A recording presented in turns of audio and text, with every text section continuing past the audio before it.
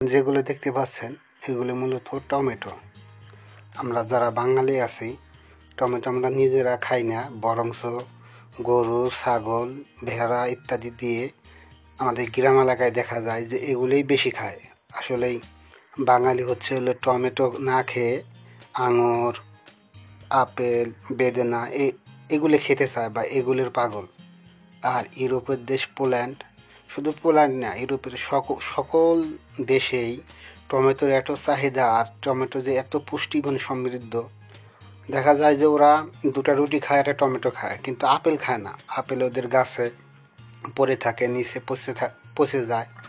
বাংলাদেশে যেমন বড়ই গাছে ধরলে মানুষ দু একটা খায়, আর বাদ বাকি পচে যায়, নষ্ট হয়ে যায়, মানুষ এদিকে ফিরেও চায় না।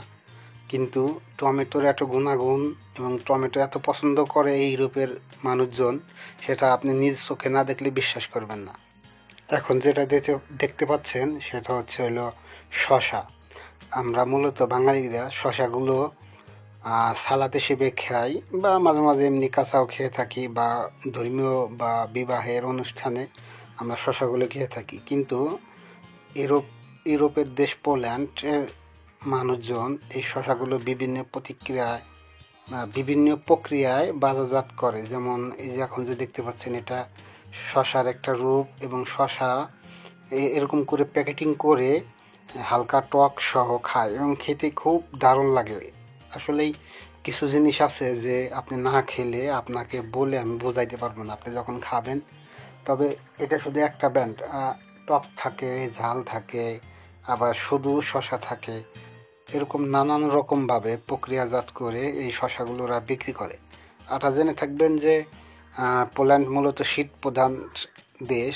এদেশে সবসময় শশা উৎপাদন হয় না, এখানে উৎপাদন হয় নির্দিষ্ট 4টি মাস যাবৎ। এই 4 মাসের উৎপাদিত ফসল এরা বিভিন্নভাবে সংরক্ষণ করে, বিভিন্ন প্রক্রিয়াজাত করে, বিভিন্ন আইটেমে এরা তৈরি করে থাকে, এবং বিভিন্নভাবে এরা এই শশাকে খেয়ে থাকে।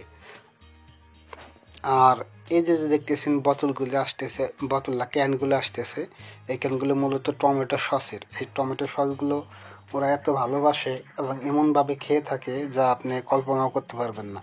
মূলত টমেটো এদের প্রধান খাদ্য হিসেবে গণনা করা হয়, রুটি এবং টমেটো।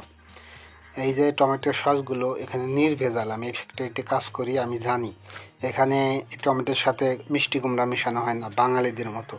বাঙালিরা আসলে টমেটো সসের সাথে মিষ্টি কুমড়া মিশায়, তবে এরা এই অপরাধমূলক কাজটি করে না। নির্ভেজাল টমেটো 100।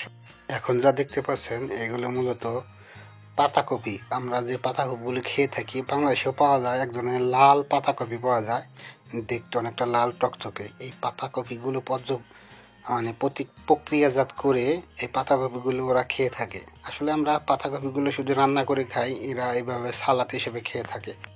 আমার বন্ধু বান্ধব বা কাছের লোকজন অনেকে জানতে চান যে আমি আসলে ইউরোপে কী কাজগুলো করে থাকি, অনেকের কৌতূহল। তো আমি মূলত ফ্যাক্টরিতে নানা রকম কাজ হয়, সব কাজই করতে হয়। তো এই যে দেখতেছেন যে আমাদের শশাগুলো একটা প্যাকেটে ভরে প্যাকিং করে যে মেশিন দিয়ে বের হচ্ছে, এগুলো আমাদের এই হাত দিয়ে সাজাতে হয়। তো এই সাজানোগুলোর মূলত কাজটা করে থাকি। একটা দুটো করে নিয়ে এভাবে আমরা স্টেপ বাই স্টেপ ফলো করে এরকম করে সাজিয়ে গুছিয়ে এবং প্রক্রিয়াজাত করে এগুলোকে বিক্রির উপযোগী করে তুলি। এটাই আমাদের মূলত কাজ।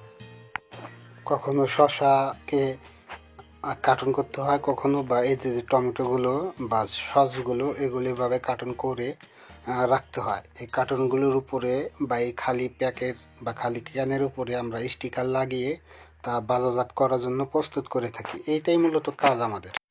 আর যত ভারী কাজগুলো আছে, যে কাজগুলো হাতে করা সম্ভব না, সেগুলো এই ছোট্ট মেশিনের সাহায্যে এক স্থান থেকে অন্য স্থানে আনা নেওয়া করা হয় বা নির্দিষ্ট জায়গায় নেওয়া হয়। আসলে এখানে শারীরিকভাবে অত পরিশ্রম নয়, তবে আপনার ঘন্টা হিসেবে 12 ঘন্টা 13 ঘন্টা কাজ, সেই কাজটা যতই ছোট হোক না কেন আপনার জন্য কষ্ট হয়ে যাবে। যদিও বাংলাদেশের মধ্যে মাথায় করে কোনো বোঝা বহন করতে হয় না, তবে এমনি শারীরিকভাবে মানসিকভাবে একটু পরিশ্রম হয়। এই দেখতে পাচ্ছি ছোট একটা গাড়ির মতো, এটা আসলে মাল এক স্থান থেকে অন্য স্থানে বা ভারী ওয়েট জাতীয় জিনিস এক স্থান থেকে অন্য স্থানে সরিয়ে নেওয়ার কাজ করা হয়ে থাকে। এগুলো মূলত বাংলাদেশ এবং ইউরোপের মধ্যে পার্থক্য গড়ে দেয়। দেখুন ওই যে গাড়িটা আছে, এটা ফ্যাক্টরির মধ্যে চলাচল করে। যেগুলো আমরা ওই ছোট গাড়ির সাহায্যও করতে পারি না, সেই কাজগুলো করে এই বড় গাড়িটা।